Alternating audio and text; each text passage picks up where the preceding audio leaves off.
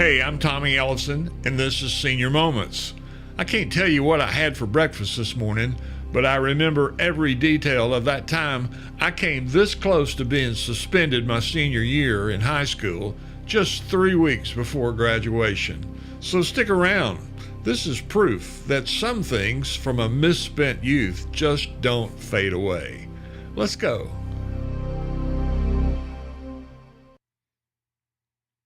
Well, hey guys, good morning. This is Tommy Ellison, and this is a special edition of Senior Moments, and just wanted to spend a little time with you this morning and talk about anniversaries.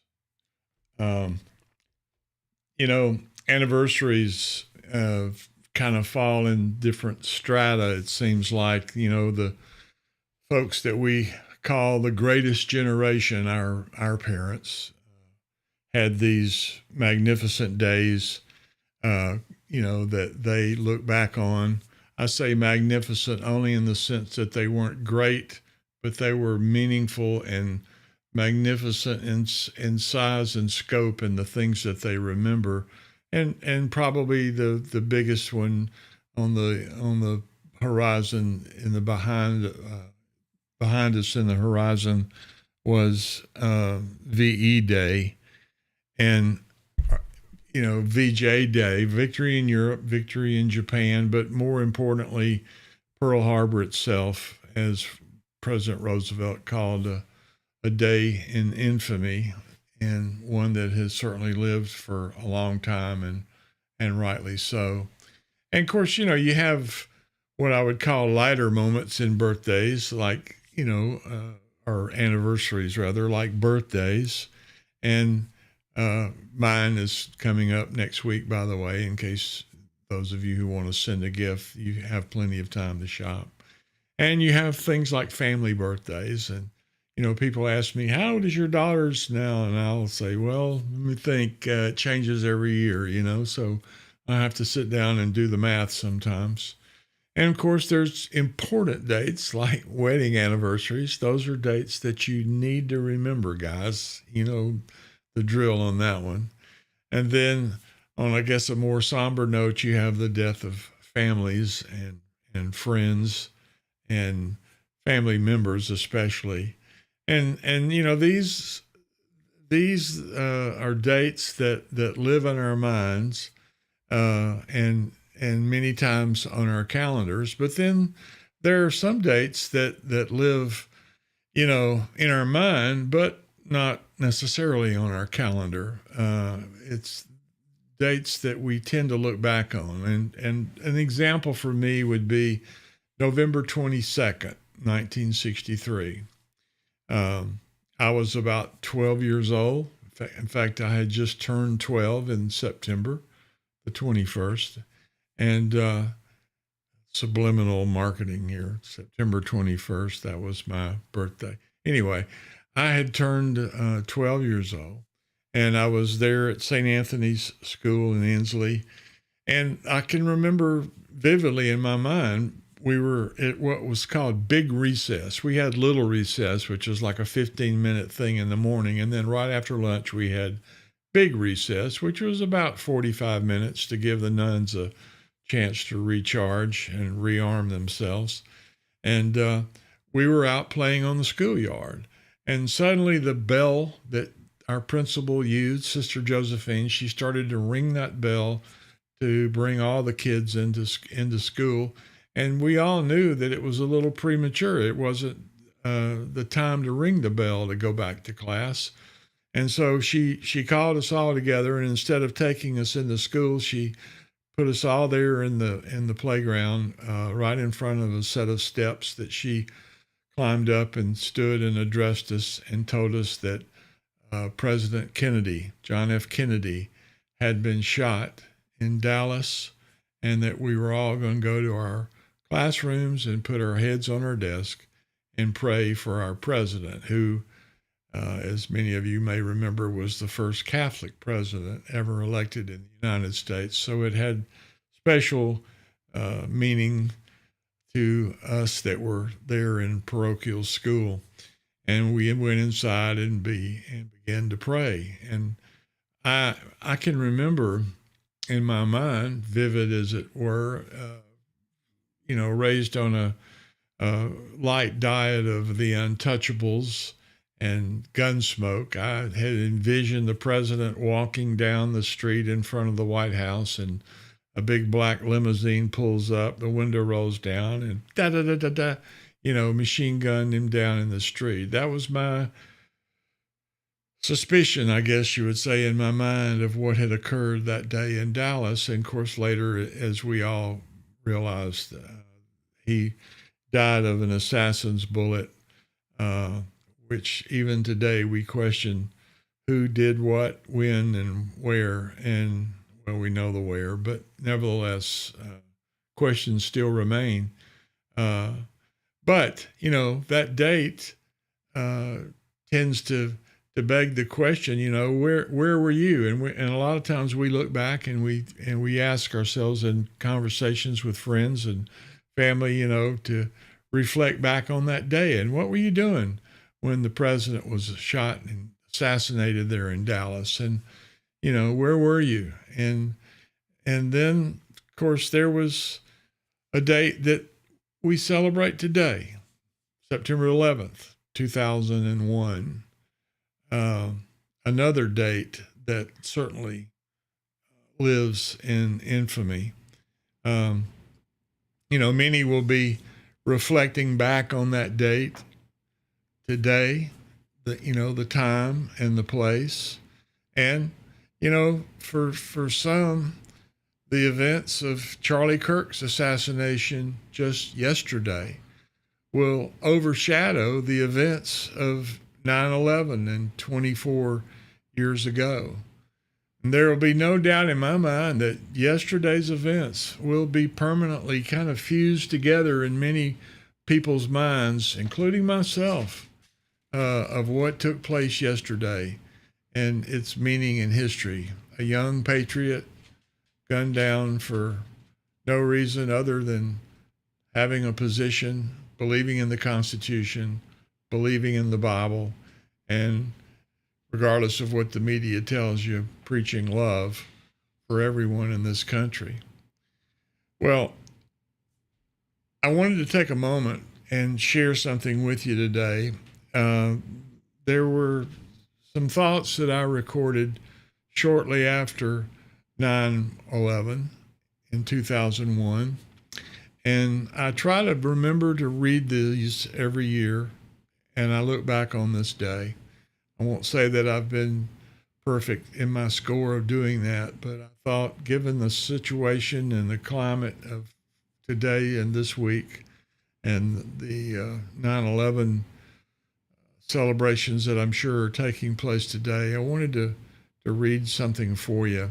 These words that you are about to read were originally written while I was flying to Cincinnati, Ohio, and I'll show you a picture of my handwritten notes. I was sitting on an airplane. It was a Delta flight that was originally scheduled for departure on 9/11, 2001, that morning. And I got to tell you, that 9/11 situation, I was getting ready to go to Cincinnati. I worked for a company that was based there, and I had to go up for a meeting. And typically, I took that 7 a.m. Delta flight that was nonstop to Cincinnati. But for whatever reason, a week or so earlier, when I booked my flight, I decided to book it on a later flight. It was about 9:30, 10 o'clock, I think, departing a.m. And so that particular morning, I was getting dressed in a more leisurely fashion and not at 5 in the morning to get to the airport. And my wife had gone to school. She was a teacher. And about, I don't know, 9 o'clock, somewhere in that neighborhood, I guess, maybe it was, it had to have been a little earlier than that. She called me and said, "Where are you?" And I said, "Well, I'm in the bedroom here getting ready to go to the airport." And uh, she said, well, you need to turn on the television if you're not already watching. And I said, well, okay. And I did. And of course, I was immediately just completely flabbergasted and slayed mentally and emotionally by what I was seeing happening there in New York in real time. And this set of notes that I showed you a moment ago were actually written on that same flight that I would have taken, but a week later when airlines released, their ability to fly again, they weren't grounded.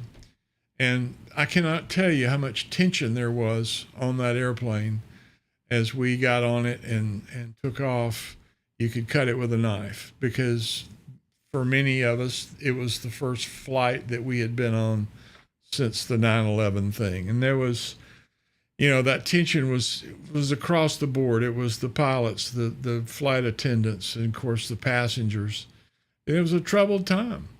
And we all wondered what was next. We all felt violated with no idea of when or where or what the next attack would bring.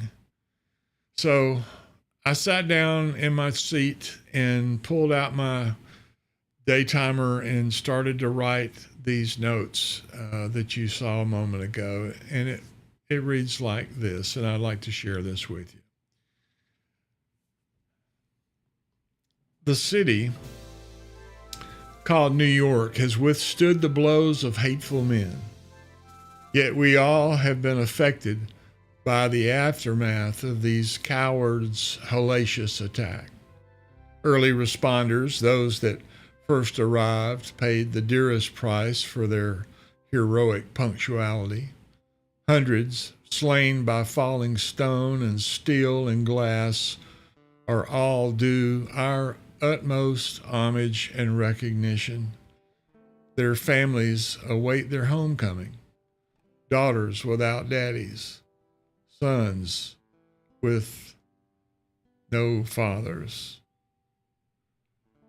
no mothers, wives seeking their husbands, all leaving this earth behind.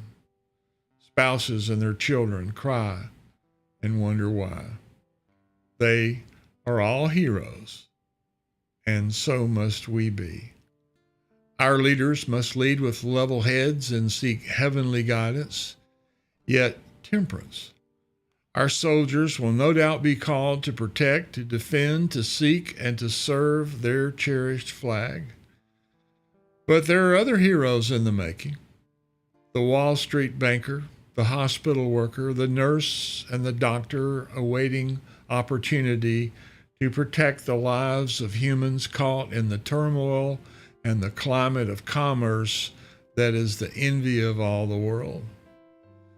These two are heroes. The businessmen flying to the next meeting while feeling the apprehension of riding the jet-propelled silver birds that only days earlier were made into weapons against humanity. The teachers dealing with the confusion and fear found in the hearts of children. They too, the children, are naive heroes asked to return to their classroom among the fear of what is to come. They ask, will all the buildings fall down? No, because America is full of heroes in waiting. Count among the heroes all working men and women, white or blue-collared, salaried or commissioned, that believe this country's greatest asset is our faith in God, coupled with our faith in each other. By insisting on and being a part of making life as we know it like it once was, they affect all those around them and send a clear and voluminous message. America will not be undone. We are still and will always be the home of the brave. Our alabaster cities will continue to gleam, and they will not be dimmed by human fears. Remember how it was on September 11th, 2001, and strive to return to that moment. What we had then unleashed, the jealous, perilous emotion and hatred of a few, but still it remains the brass ring for those that desire it. Free speech, free commerce, and free borders are really not free at all. They have come with a price tag. The blood of our forefathers and that of our September heroes did indeed pay the cost. We that remain, and those of us who bleed in the future, cannot surrender. The price we have paid is not to be refunded. Tommy Ellison, 9/18/2001.